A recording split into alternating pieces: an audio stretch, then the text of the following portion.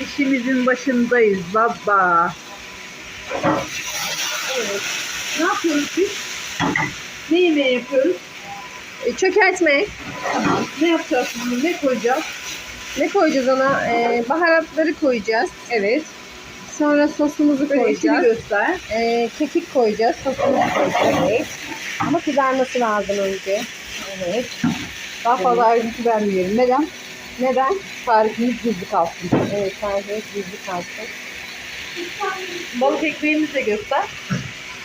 Evet, ıskumru. Tamam.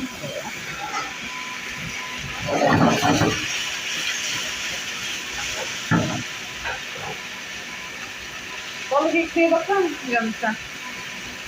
Bunu bir bol yapıyoruz.